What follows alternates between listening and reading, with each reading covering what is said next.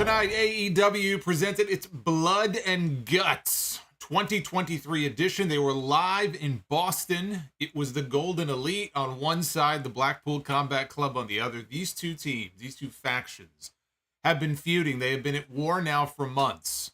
And this was meant to be, I assume, the big blow-off between the two sides. But also, not only was it Blood and Guts, but it was the debut of Kota Ibushi. After all these years of wondering when or if we would ever see him. And of course, he had the falling out with New Japan. He's been out with an injury for so long. We got to see Kota Ibushi tonight in an AEW ring for the very first time and reunited with Kenny Omega. We had a hot crowd in Boston who... honestly, we're hot for all the key things on the show tonight. Blood and Guts obviously being the main event. It took up the entire last hour of the show and nearly went a full hour itself. The Elite get the win. In the end, the babyfaces stand tall. We had Pac, we had Konosuke Takeshita teaming up with the BCC, walking out on them before the end of the match. And ultimately, it was poor Wheeler Yuta. Poor Wheeler Yuta was left to die at the very end. Jon Moxley handcuffed to the rope, couldn't do anything about it. And the babyfaces celebrate what was a very bloody win at the end of a match that has the word blood in it. Now, we see a lot of blood on AEW television. We see Jon Moxley bleed in almost every single match that he's in. So seeing blood on AEW television is not really a big deal because we see so much of it. But when you're advertising a blood and guts match, people have certain expectations for what that is supposed to be. And there are people who want the violence and the gore, and they want to just keep upping the gore factor in these matches. There was nothing they did in this match tonight that would make you go, oh my God, that is so violent. I've never seen something like that before. I actually think they were smarter in the things they did as far as a lot of the crazy spots that you would expect in a match like this. But there were some really clever ones. So, for example, there was one point in the match where Matt Jackson, and we'll get into the specifics a little bit later on, but Matt Jackson, we had people on top of the cage, and there was no big bump off the cage or a big fall or a big dive or anything like that. But, you know, something as simple as him opening or turning upside down, rather, a bag of thumbtacks and pouring the tacks down and having the tacks litter the ring down below. I like that. There was another spot where Pac was hanging. He did a double stomp. He let himself go, did a double stomp through one of the Young Bucks on a table. So I think the spots that they did, in some cases, were more creative and more clever than maybe we've seen in these matches before. But when it was over, you know, I enjoyed it for what it was. I don't know that it was the best blood and guts they've done. I kind of feel like last year maybe was a little bit better, but I thought Blood and Guts delivered exactly what AEW delivered. Exactly what they said they would deliver. Exactly what they promised. They promised you a lot of violence and a lot of blood, and that's exactly what they gave the crowd tonight.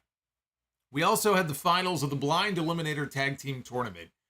MJF and Adam Cole as tag team partners taking on Sammy Guevara and Daniel Garcia, with the winners going on to get a shot at the AEW Tag Team Championship. Tony Khan has lucked into something here with MJF and Adam Cole that I don't think he was expecting going in.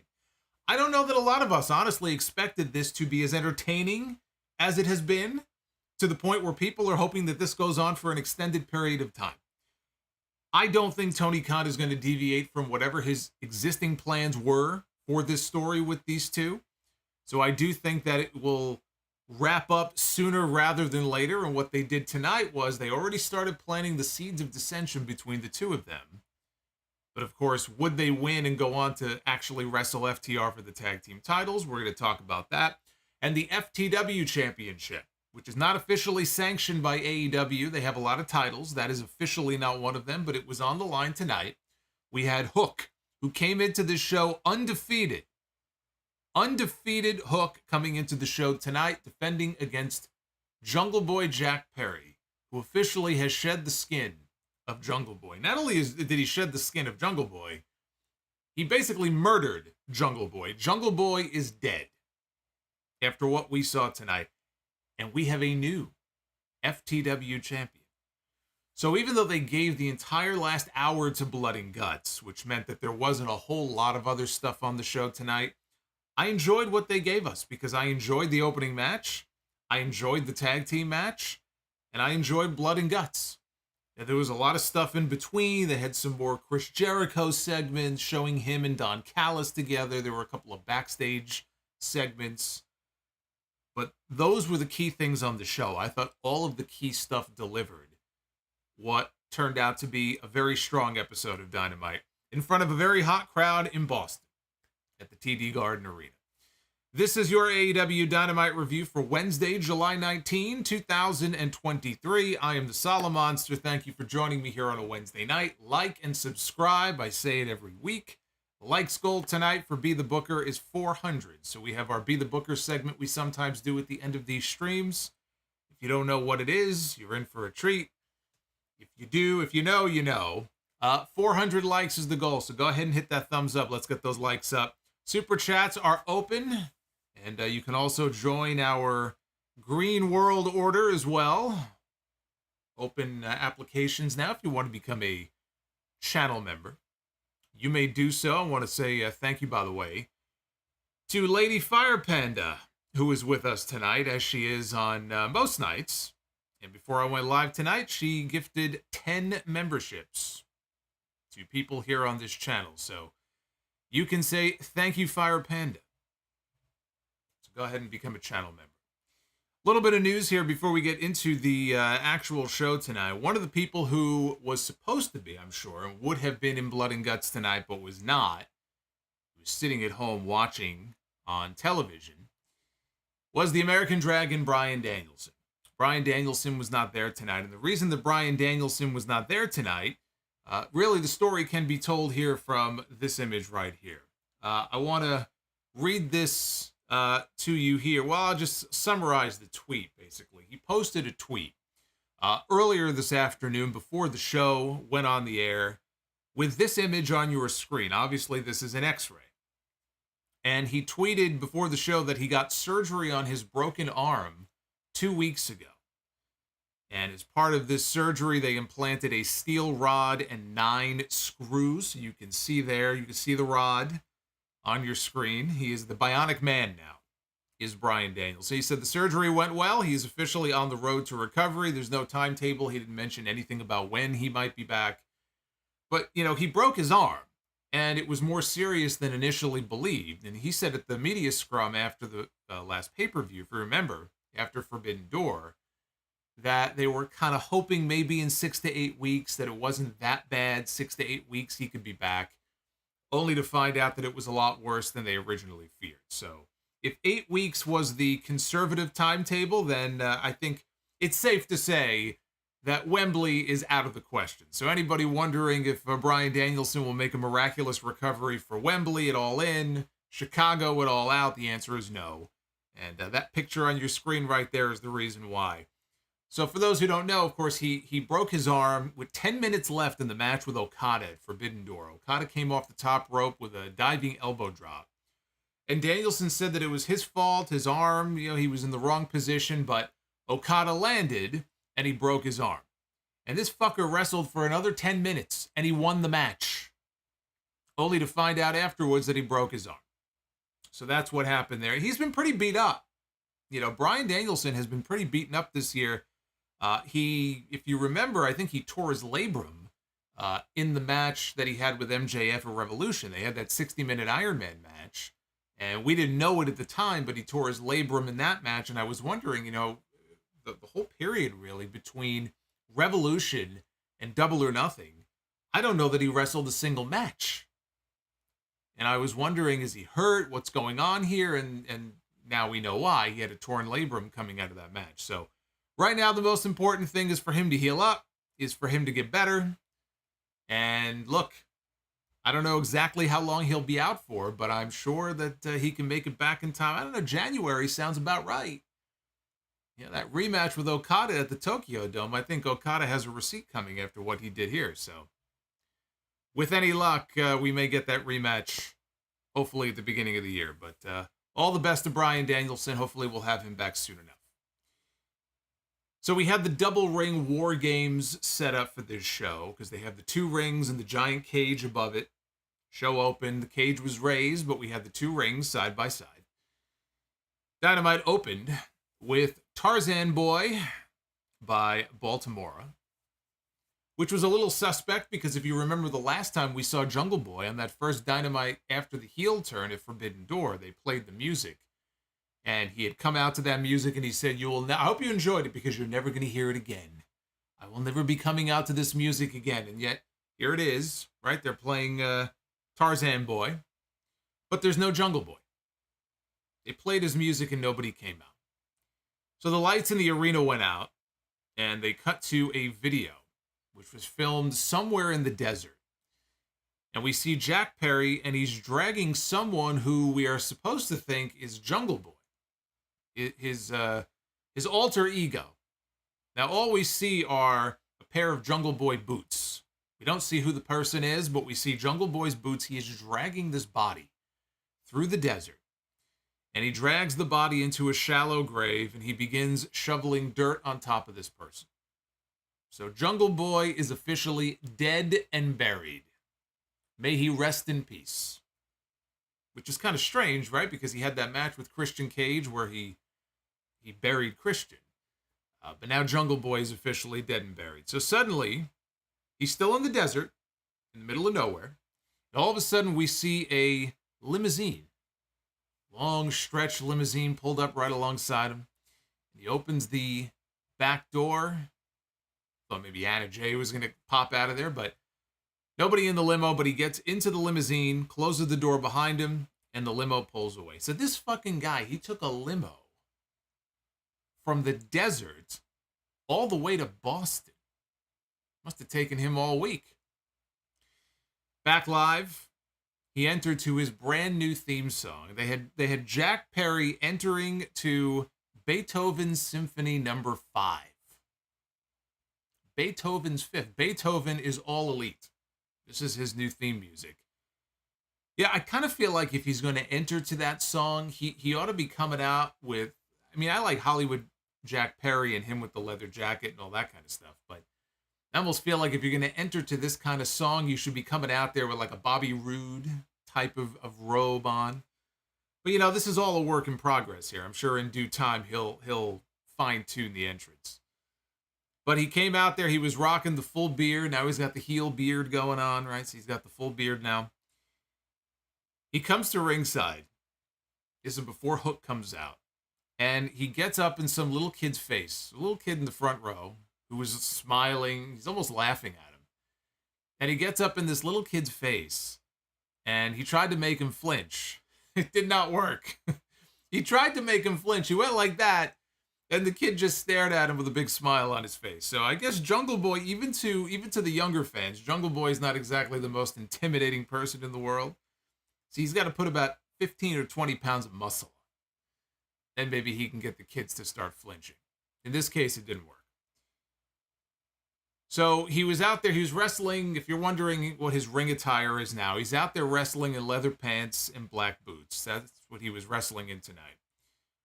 Hook comes out. Hook was having his way with Perry early on, beating him up outside the ring. Eventually, Jungle Boy got the advantage heading into the picture-in-picture break. And he was maintaining control throughout the break. Coming out of the break, they ended up on the ring apron, and Hook reversed out of a move, and he delivered a T-bone. And he suplexes Jack Perry off the apron onto the floor. On his way down, Perry's foot clipped the cameraman. This was not a good night to be a cameraman in AEW, as we'll talk about later on during the Blood and Guts match. It might have been the same camera guy, as a matter of fact. So he kind of clipped the camera on the way down, but he didn't destroy it or anything. Jungle Boy came back, though. He nailed a draping DDT to Hook on the floor. Back in the ring, deadlift German by Perry. Hook pops right back up. Crowd pops. Hook hits a high bridge German suplex of his own, gets a close near fall out of it. Hook then hit a second one. For a second time, Perry kicked out. Hook maintained control as they got up, but Perry grabs referee Paul Turner to distract him. And while he grabs Paul Turner, he lifts his leg and delivers a low blow to Hook, which, of course, Paul Turner, who just got grabbed, did not see. So there's the low blow to Hook. So then he hits the ropes. Jungle Boy does. I think Hook may have been down on his knees. Jungle Boy, still call him Jungle Boy. We'll call him Jack. Jack hits the ropes. It's going to take me a while to get used to this. Jack hits the ropes. He comes off. He delivers an elbow strike to the back of the head. You know, one thing I have to say. I just talked about this on the podcast on Sunday. This leaked memo, which Tony Khan has admitted is a real thing. He was asked about it. I forgot what show he was on. Or it might have been on the Death Before Dishonor. They had a media call yesterday. So, doesn't deny the existence of the memo. He was kind of downplaying it and saying, oh, no, it was really more for referees. It was kind of like guidelines for referees and officials. So this is a real thing that exists. But I talked about this leaked memo with moves and certain things that are either outright banned now by AEW, or you have to explicitly get permission to use certain maneuvers. Has to be approved by either a producer, the producer and the medical staff in the company. On this show alone tonight, I feel like almost every single rule is basically just thrown out the window. I guess they got permission for all of it. Because I know in there they had strikes to the back of the head. Here we had a strike to the back of the head. In the Blood and Guts match, forget about it. I mean, they were breaking rules left and right. But I guess you had to expect that given the nature of that main event. So anyway, he delivers an elbow to the back of Hook's head. Looked like he might have him, but Hook kicked out at the very last second. So Perry goes to the floor, and he grabs the FTW title. And he brings the FTW title belt into the ring. But they made it very clear this is not an FTW rules match, which, I mean, if it's an FTW title match, why would it not be contested under FTW rules? That's just stupid. So the referee tried to stop him because, again, it's not legal. It's not allowed. You can't hit your opponent with the belt.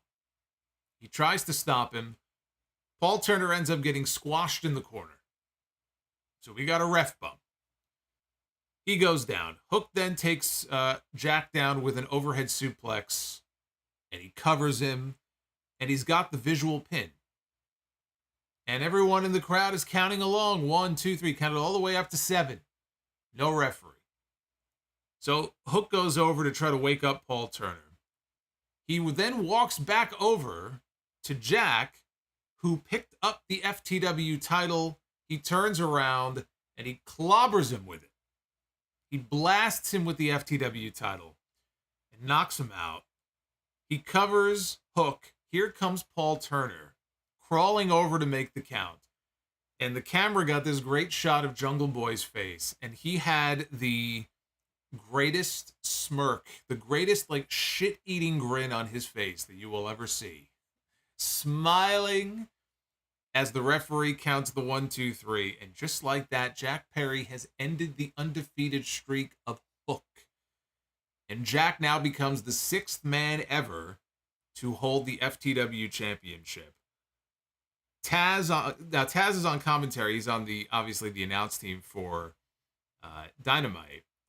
And Taz was too angry to speak.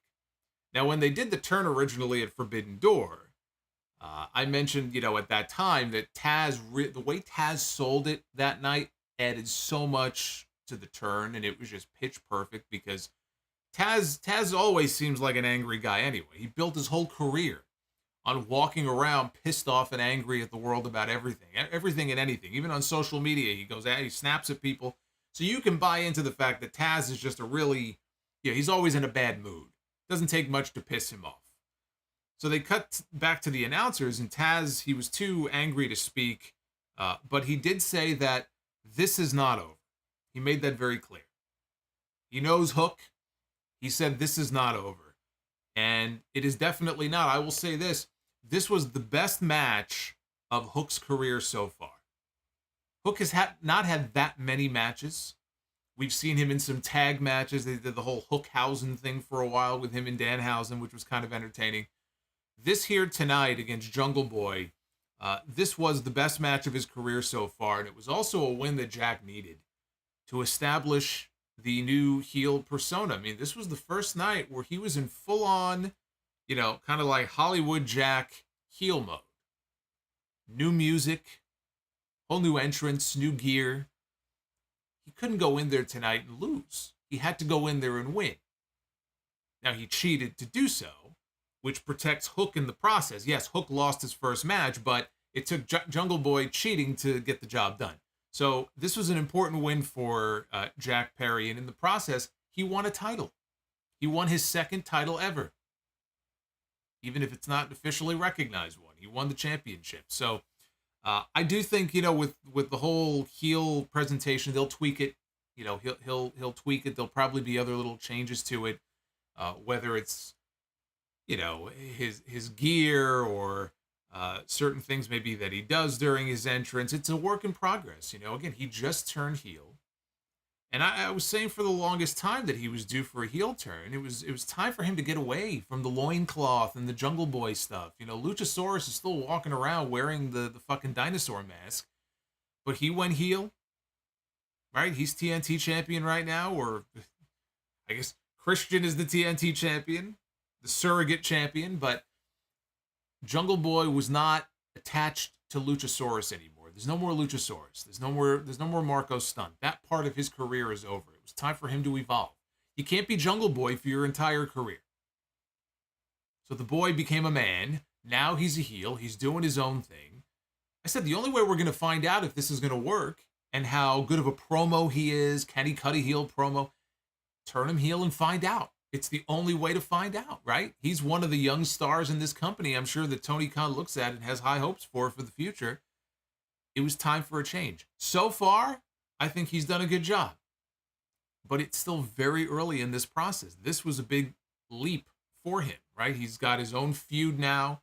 Hook, who was doing nothing for months, now has a personal issue with somebody on the roster. We get to see more of him as well. And he's more inexperienced than Jungle Boy is. He's still very green in many ways. But I like the fact that they have these two working together. And, as far as the music will take some getting used to. I don't hate it. I don't hate the new music. It'll take some getting used to. But that smirk at the very end of the match, I just thought that was pitch perfect. And we have a brand new FTW champion. Footage aired then from earlier in the day of Alex Marvez directing a cameraman to film a lunch date that Don Callis and Chris Jericho were having, and there was a security guard standing by who caught wind of them. He went over to them to get them to stop filming.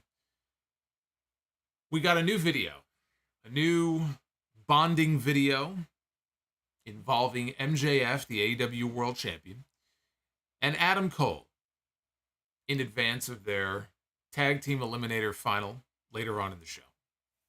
This was filmed from last night, we were told. Adam Cole took MJF to Kowloon. Kowloon is a popular Chinese restaurant in Boston. Actually, technically, it's in Saugus in Massachusetts. But popular Chinese restaurant. I know a lot of the wrestlers have talked about it before. They go there very often when they're in Boston. It's a popular destination for wrestlers when they are in town. It would be a popular destination for me, too, because I fucking love Chinese food. I've never been to Kowloon, but I look forward one day. I hope to go there. I want to see what all the fuss is about. So anyway, they went into the Chinese restaurant, and they're at the table. MJF is regaling Adam Cole with tales of last week's match against Brian Cage and Big Bill, and he was telling Adam Cole about picking up the 685-pound Big Bill for a big body slam in front of 95,000 screaming fans in the Saskatoon Silverdome, brother. Adam Cole said, Max, none of that actually happened. You're making that up. So the waiter comes over and he brings some spicy food.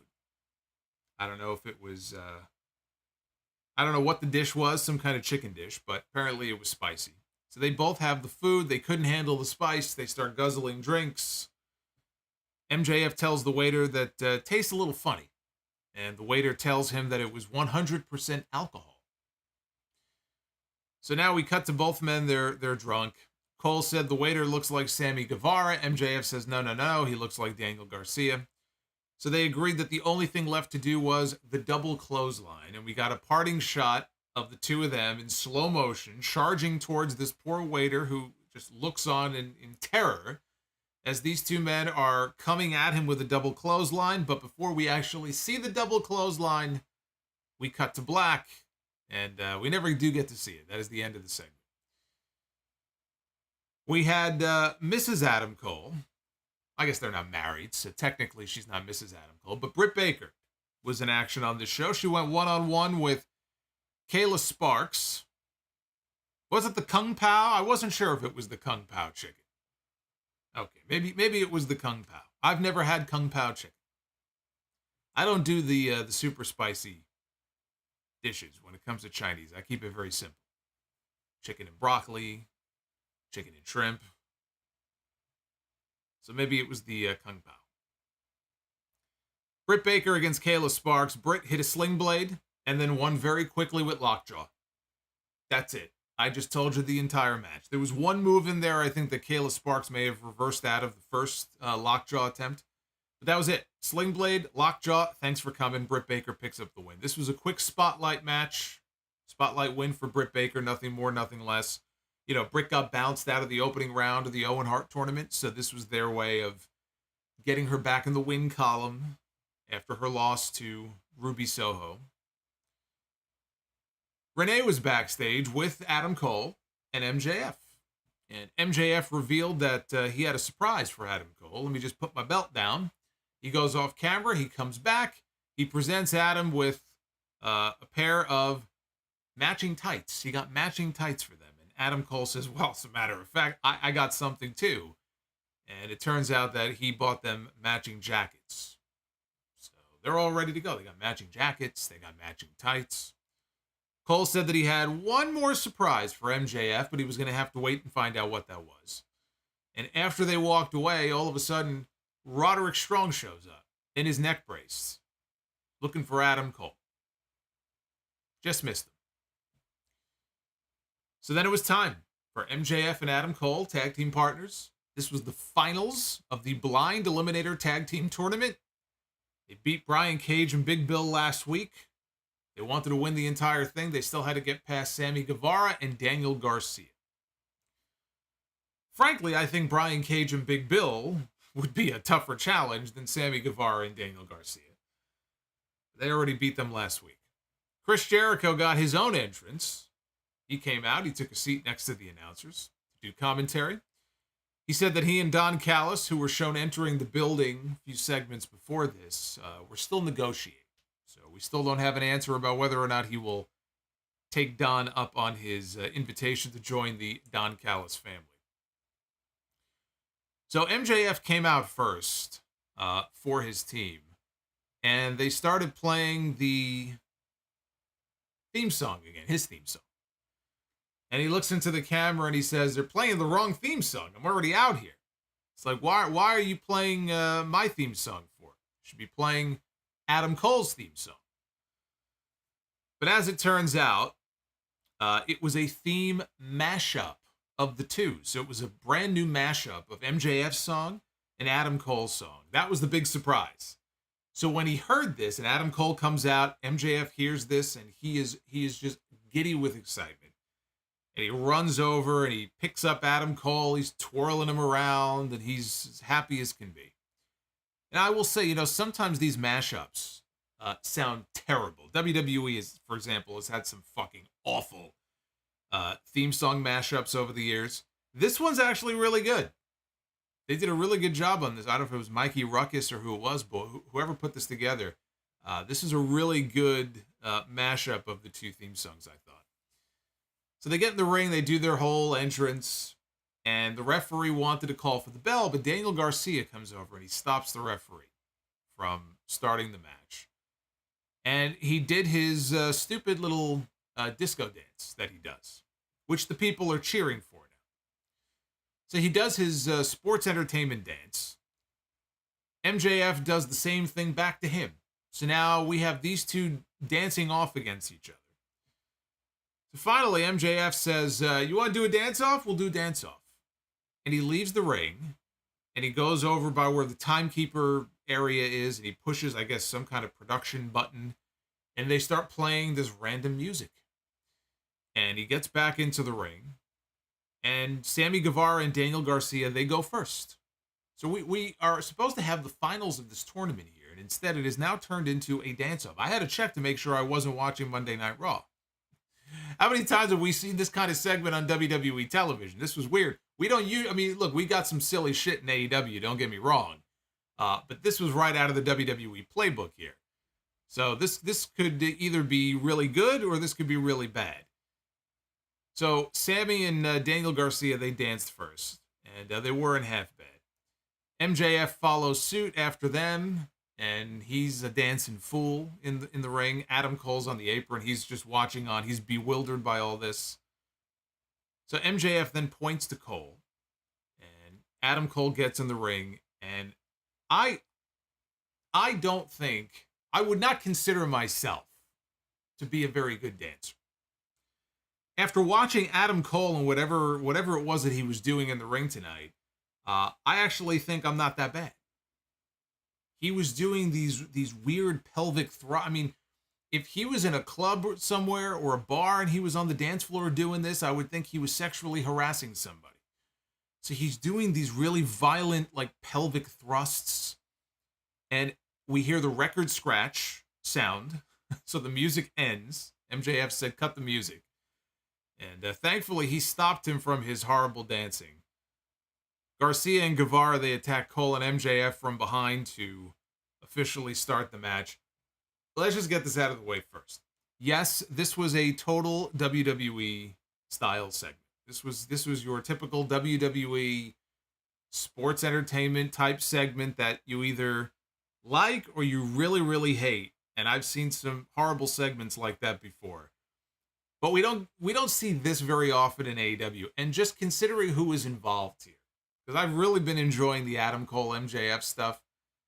So they did a good job. It was goofy, but the crowd ate it up. So for what they're doing, it worked. But thankfully, the dancing was over. And now we can get to the wrestling part. So we got some more comedy spots. MJF was isolated the whole commercial break before falling headfirst into Sammy Guevara's groin. So he did that delayed spot where Sammy's down, he's standing up, trying not to fall down. Finally, he does, and his head goes into his crotch. So MJF then dodged a double clothesline. He made the hot tag to Adam Cole, who dropped Garcia with a series of super kicks, but he missed the Panama Sunrise.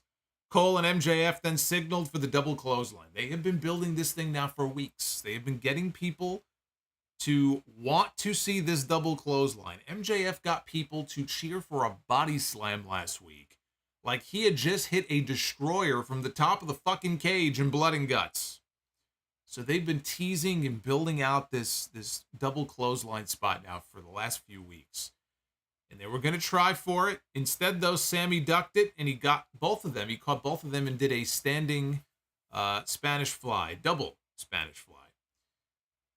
MJF then dodged a super cutter off the top Sammy tried for. He fell backwards, but he caught him instead of going down with the cutter. MJF was going to go for Crossroads. Of course, got to show some love for his mentor, Cody. I wonder if Cody invited him to the premiere of his documentary. Cody just had the world premiere of his documentary. I think it was yesterday in Atlanta. And I wonder if MJF got it. I'm sure he wasn't there, but I wonder if MJF got an invitation. Maybe he snuck in disguise. I don't know. Because you know they still talk. You know they still talk. You know they still text. Cody's like, come. The grass is greener. So he tried for Crossroads, but did not get it.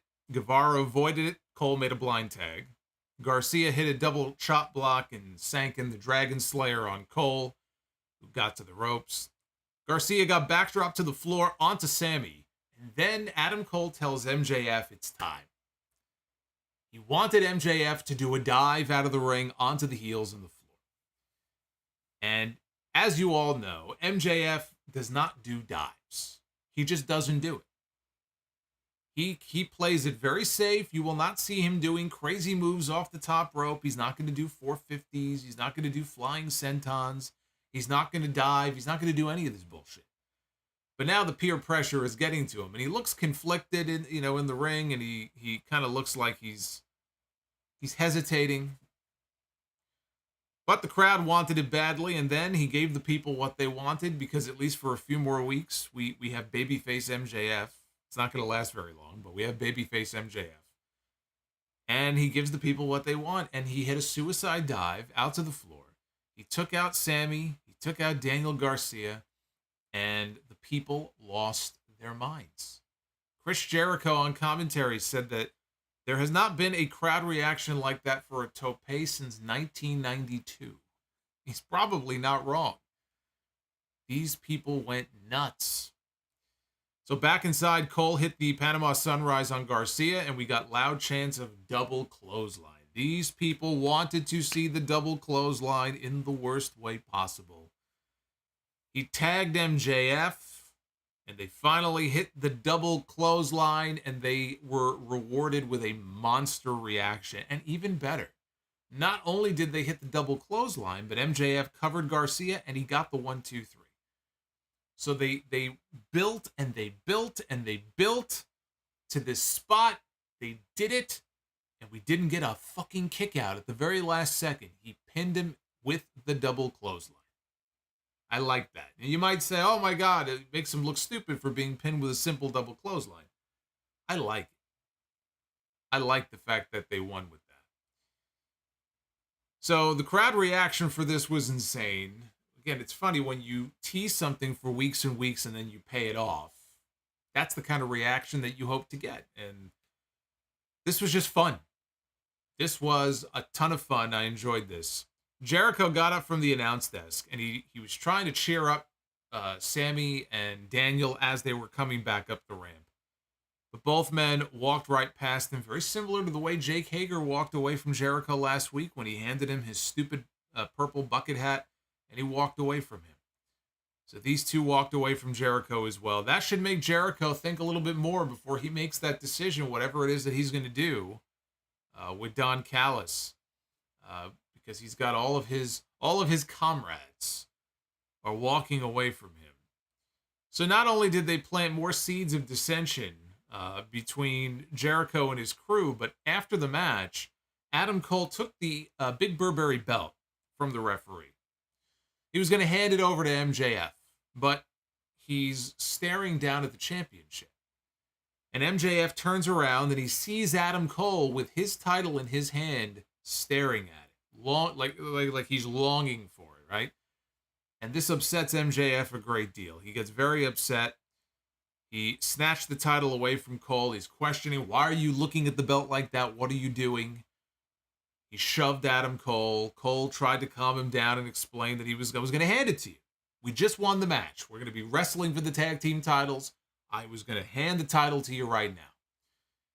And they ended up hugging. But when Cole turned around to go pose on the ropes, MJF's smile turned into a very serious look. And he was eyeballing Adam Cole.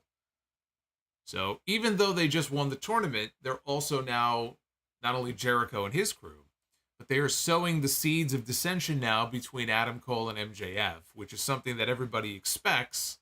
We just don't know when they're going to pull the trigger on like who's going to turn on who and when. So they planted those seeds tonight with these two as well. So what they did here is basically they forwarded two stories in one segment, the Cole and MJF story and the Jericho story. Two different stories they were able to move forward here in this one segment. So FTR's music hits. We were not expecting them. They were not advertised for the show tonight. They are coming off one of the greatest matches in AEW history. 2 out of 3 falls for the tag team titles on Collision last week. They went nearly an hour, 58 minutes of tag team excellence between FTR and Bullet Club Gold.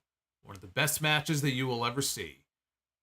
And now, here they are. They know their opponents, who they're going to be in a couple of weeks on Collision. Dax Harwood, Cash Wheeler, they come down to the ring for a face-off with Cole and MJF.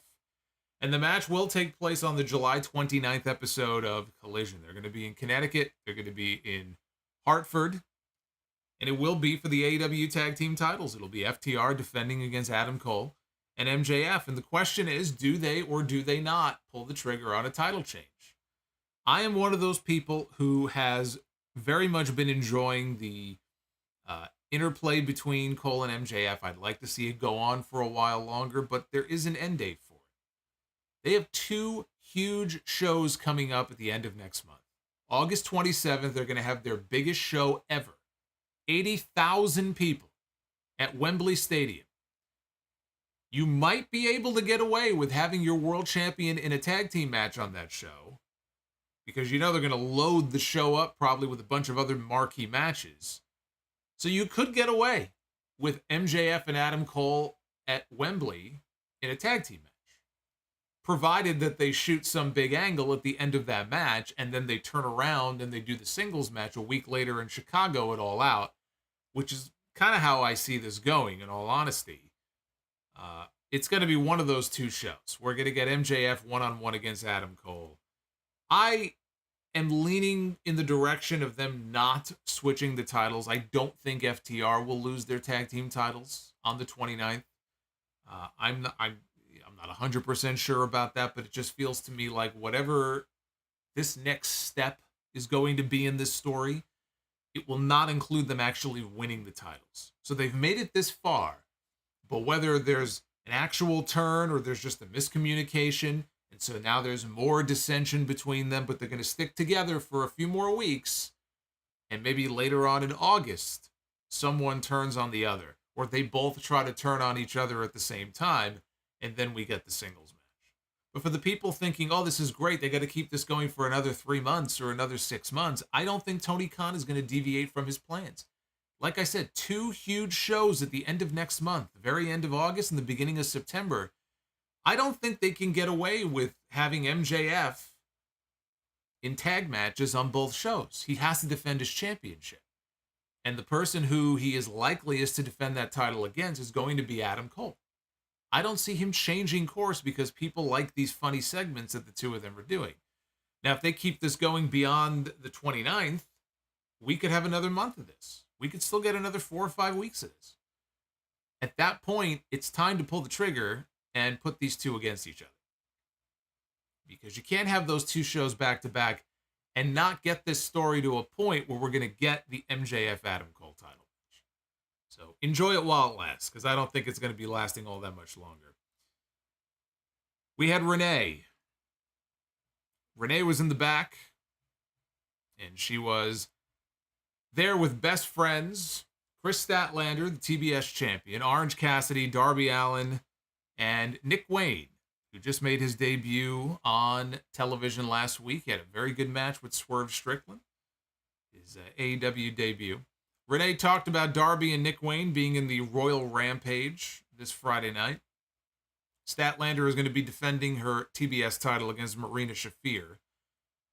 Darby pointed out that Swerve Strickland, who he has a bone to pick with, is also going to be in the Royal Rampage.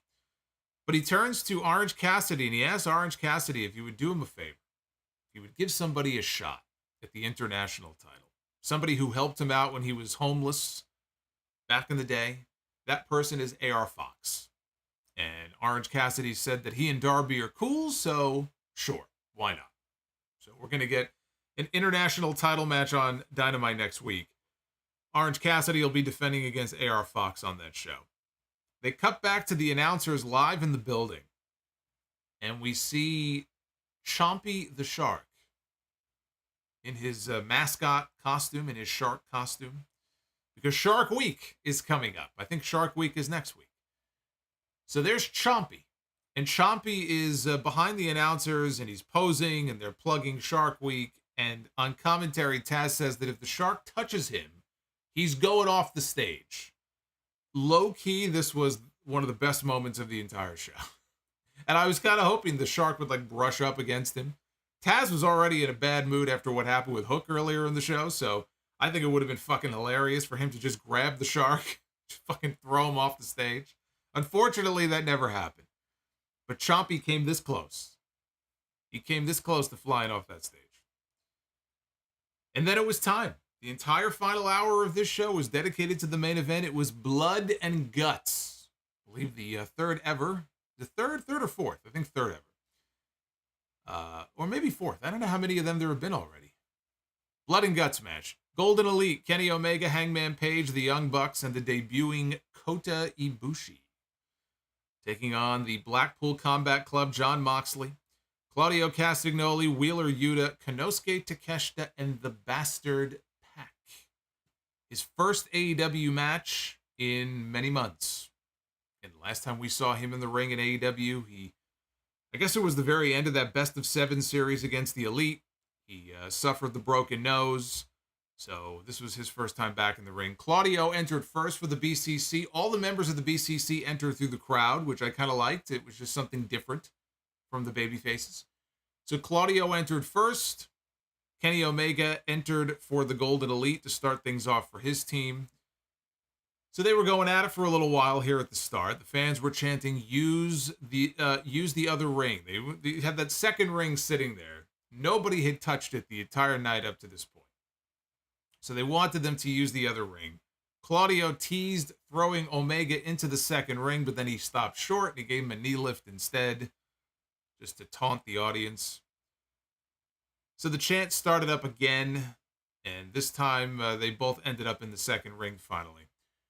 So after the initial 5-minute period had lapsed, as this match goes, one member from each team would enter. There would be, I think it's 3-minute intervals. The match doesn't officially start until everybody is in. So you can't go for, a fall until everybody has been called out. No pinfalls. It is submission or surrender. The old, Beyond Thunderdome rules from the old school War Games match. So after the initial 5-minute period, Pac was out next through the crowd for the BCC. And he immediately drilled Kenny Omega with a missile dropkick once he was inside the cage. That took us into the picture-in-picture break. Our first of many. I know a lot of you in the live chat before were complaining, but it's the nature of television. You're going to take up the entire hour. There's going to be a lot of commercial breaks, and there were a lot of picture-in-picture breaks during this match. Hangman Page was out next for the Golden Elite, and he hit a fallaway slam on Pac. Followed that up with a powerbomb. Hangman followed that up with a moonsault from the top rope, from the middle of the top rope, onto Claudio. Out next was Jon Moxley. So now you knew where the blood in Blood and Guts was about to come from, because here comes Jon Moxley. He wasted no time in using a fork on Hangman's forehead, and then Omega, he was jabbing him in the head with the fork. Then he went outside. He pulled out a bucket from underneath the ring or outside the ring somewhere. And the bucket turned out to be filled with broken shards of glass that he spread out on the mat in ring number 1. It was probably sugar glass or something. Not that you can't get hurt on that, but I noticed as people were being slammed on the glass, they were not bleeding. They were not being torn up. If it was gimmicked in some way, if it wasn't, the real deal, again, just it didn't seem like it was. I'm fine with that. I hate broken glass. I hate using broken glass in wrestling. I think it's fucking stupid.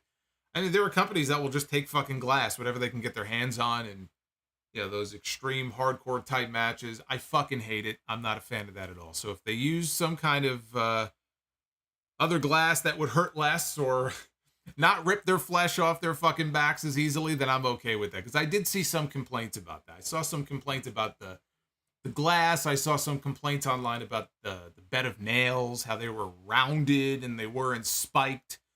It's almost as if these people are upset that nobody got fucking gored during this match. Nobody had their eye taken out. Nobody was killed in the course of this Blood and Guts match. I like my Blood and Guts matches without somebody being killed. So I'm okay with that.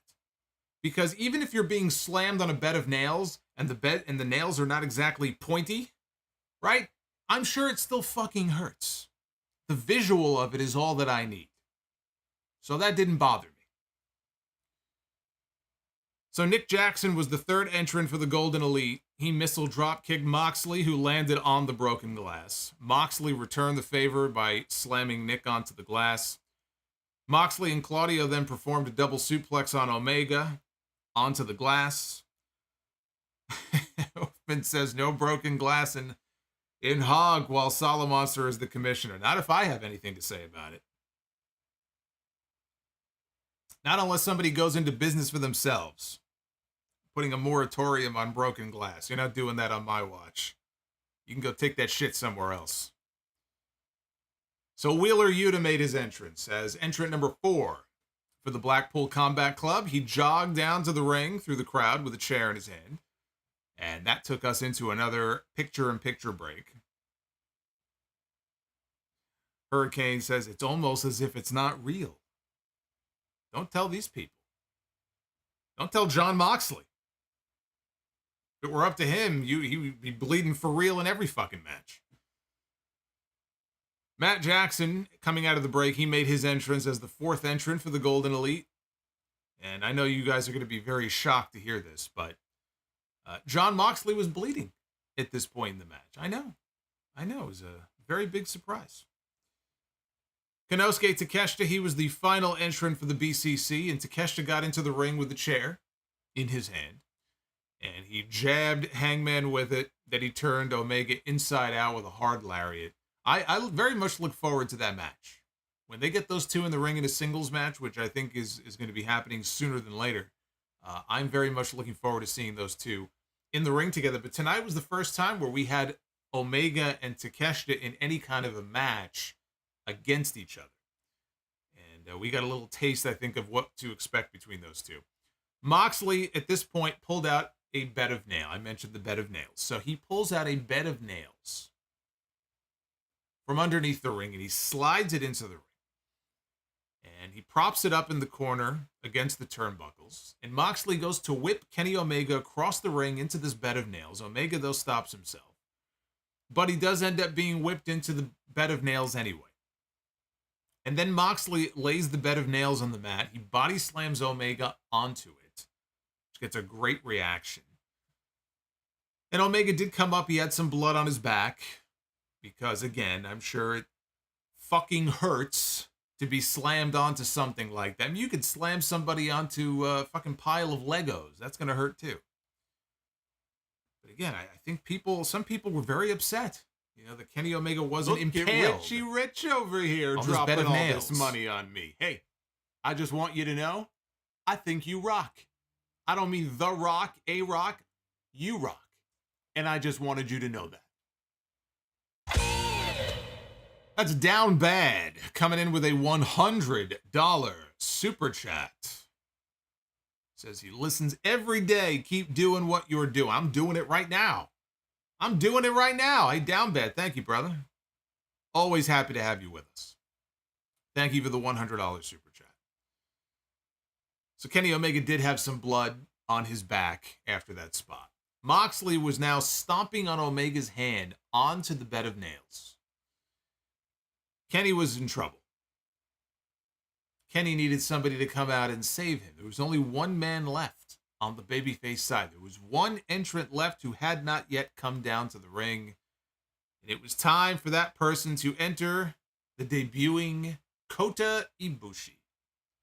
Kota Ibushi comes out, and he was in no great rush to come down to the cage.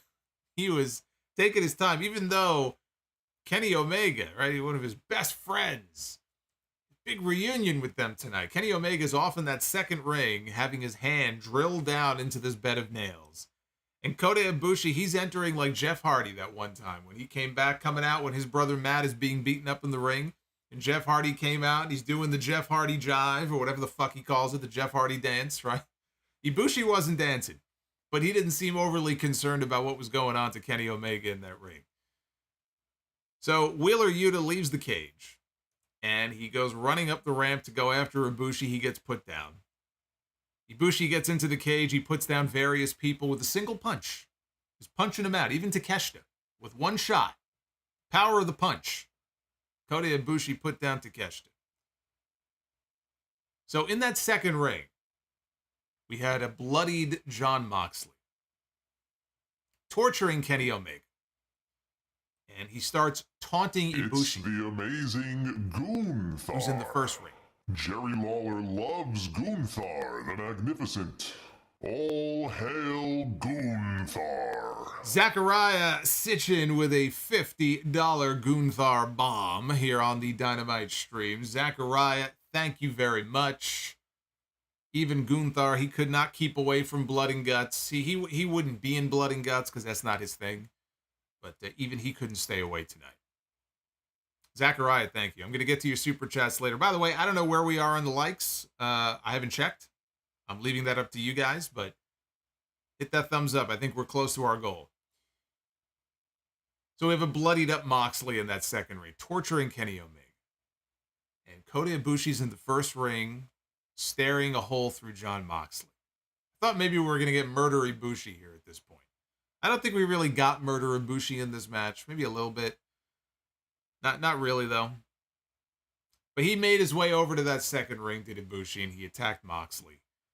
And there were people, I did hear from some people asking if Ibushi was looking different. Look, I told you guys about this already previously. Kota Ibushi has wrestled before tonight 2 matches since 2021. He was out for a very long time with that shoulder injury. 2 matches over WrestleMania weekend. One of them was for Josh Barnett's Bloodsport. The other one was for Joey Janela. And I mentioned it then that he was looking softer. This is not the same Kota Ibushi that you remember from visually, that you remember from New Japan. Whatever he was doing or however he was training to get himself to look that way, clearly he's not doing that right now.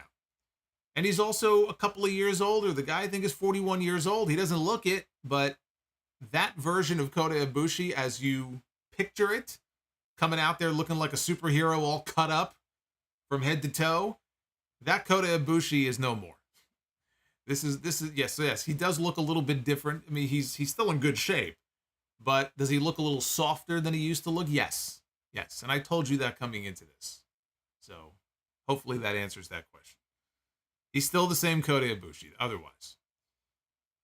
So Matt Jackson suplexed Wheeler Yuta on stage. I mean, there was action all over the place here. He suplexes Yuta on stage. Ibushi got Moxley down in the bed of nails, and then he hit him with a standing moonsault onto the bed of nails. So that took us into yet another picture-in-picture break. I would say, let me tell you something. Ibushi and I were basically in the same boat here. I wish I looked as good as Kota Ibushi looks, okay, at that age. So, and I guarantee you that 85% or more of the people who might be complaining about, and it's probably a very small subset of people on social media, probably don't look anything like Kota Ibushi, licking the fucking Cheetos from their fucking fingers. So please, give me a break. Kota Ibushi looked fine in this match. Shove another Cheeto in your face. So we come back from the picture-in-picture break. Yuta climbs on top of actually, this was during the picture-in-picture. Yuta climbs up on top of the cage. And he calls for Matt Jackson to follow. And so Matt obliges. And now Matt Jackson is climbing up. And I was wondering, okay, what are they going to do? Poor Wheeler Yuta. He's going to be the victim this year. Poor Wheeler Yuta he's going to be thrown off the cage or fall through the cage. They're going to do something to this poor bastard, right? I was actually very happy that they did. But they both climb up to the top of the cage. They're trading punches. Matt goes for his trio of Northern Lights suplexes. We've seen him do this many times before. He'll hit one Northern Lights. He'll keep it going. A whole train of Northern Lights suplexes. So he hit a trio of them, and then he teased doing another one, only this one would have taken them off the side of the cage, and they would have died. So, thankfully, Yuta countered into a DDT instead, and then he said, fuck this, I'm out of here, and he climbs down. He was like, I ain't sticking around, because I know if I stick around on top of this cage, bad things are going to happen. So he climbs down. They had Excalibur at this point in the match. Excalibur does an ad read for the American Red Cross for blood donations. During this blood and guts match, even Taz had to just talk about how ridiculous this was. This honestly may have been the best ad placement in the history of professional wrestling. That they did an American Red Cross blood donation ad during blood and guts. You could just send Moxley. I'm sure Moxley would give buckets. Moxley could just fucking fill up however many vials you need just from him alone. Yuta then rejoined all the others inside the cage. Matt stayed on top of the cage. Now, I didn't see where he got this from, but he had a bag, a sack up there. And he's standing on top of the cage right in the middle. Actually, right above where the second ring was, down below. And he empties this bag of thumbtacks. And the thumbtacks rain down in the second ring, and they are littered all over ring number 2. It's such a simple thing, but I really enjoyed that. And just the visual of it, I thought was pretty cool. Claudio and Pac, I think they had each been setting up for a move next to each other. And this distracted them. They end up getting backdropped. And Pac, more so than Claudio, took this great back body drop bump onto the thumbtacks. So I thought that was a great spot. Matt Jackson, who eventually climbed down and back into the cage, ended up being placed on a table in between the 2 rings. This was the other cool spot of the match that I really liked. Pac ends up climbing, he scales the cage, and he is holding on now to the roof of the cage, and he's kind of just dangling, swinging back and forth, and he's hanging from the top of the cage. And when he's in perfect position, he lets go, and he double stomps Matt Jackson through the table. And it made a great sound, and it looked great, and they replayed it. Again, this was in between the 2 rings, so I thought that was another great spot. So the 2 teams end up in opposite rings. We get kind of the stare down and the face-off, the dramatic face-off, and then a big giant brawl erupts between the 2 sides. Pac ends up locking Omega in the Brutalizer in ring number 1. In ring number 2, Claudio performs the giant swing on Matt Jackson. And he's... Now, usually when you see somebody in the giant swing, a lot of times they have their hands clasped behind their head anyway, like this, to protect their head. In this case, I thought he was doing it to protect his head from the thumbtacks, because there were thumbtacks all over the mat in most of that ring. But when Claudio finally slowed down, he did it away from the tacks. But then he immediately locked Matt Jackson in the sharpshooter. Kota Ibushi is kicking his teammates free in the other ring from various submission holds. Because remember, the only way to win is submission or surrender. There's no pinfall in this match. He goes into the other ring. He's throwing kicks at Claudio. And Claudio at first is no-selling these kicks. I think he threw 2 of them. Had no effect. Finally, Ibushi threw a third kick. He broke the hold. Moxley kissed Omega's head, and then he looked into the camera. The camera guy is right there on the apron, getting a close-up shot. And Jon Moxley walks up to the cameraman, and he kisses the lens. He's got blood all over his mouth, all over his lips, and he kisses the camera lens. And I can only imagine, like, if I were in the truck, if I was the producer, the lead producer in the truck, I would be fucking pissed. He kissed the camera. He smears the lens now. It's hard to see through the lens. And so they had to cut away to a different camera. Now, that guy was right there. He had the best shot of any of the camera people, but they had to cut away from him because now there's fucking blood all over the camera, thanks to Jon Moxley. So I'm sure that didn't please the people in the truck very much.